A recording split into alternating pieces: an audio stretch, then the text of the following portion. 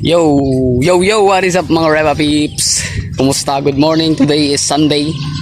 At meron tayong i-deliver na manok. No? May kumuha na. Sa mga manok natin may mga sisiw. At yung iba is isusunod din na i-deliver. Yun. So, tara, samahan niyo ako. Papakita ko sa inyo yung mga i-deliver natin. At yun. Ito yung una nating, yung isa nating i-deliver, pati yung mga sisiw. Yan. May 7 sisiw yan, 7.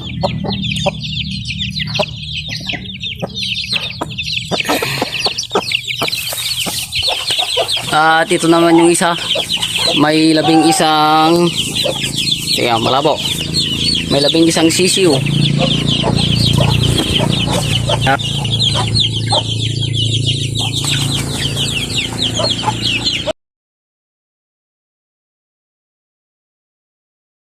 So yun yung mga i-deliver ko, no? Tapos papakita ko na rin sa inyo yung mga iba nating manok. Yung mga may kantay dyan, may mga nakabreeding dalawa. Tsaka yung mga pasisiw natin, mga alaga nating mga native. Yun. So native, ito malalaki na yung anak nyan. 10 sisiw, lalaki. Yung si SBR natin, bumalik na.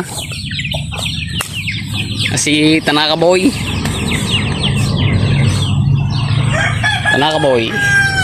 At ito, breeding natin yung pure old natin.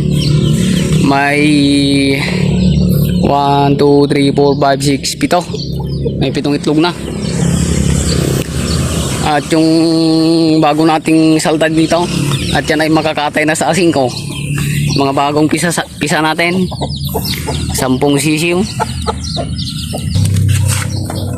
At bilang panghuli, ito yung isa nating breeding. Ito, pagkatapos ng breeding to, bibilhin na yan. Ito siguro, pagkatapos mapisa, bibilhin na din. May 4 na itlog. So, yun. At ang...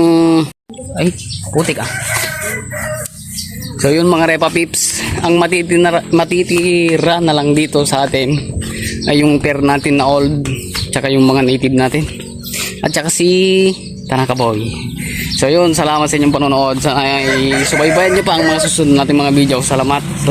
Subscribe, like and share. Thank you.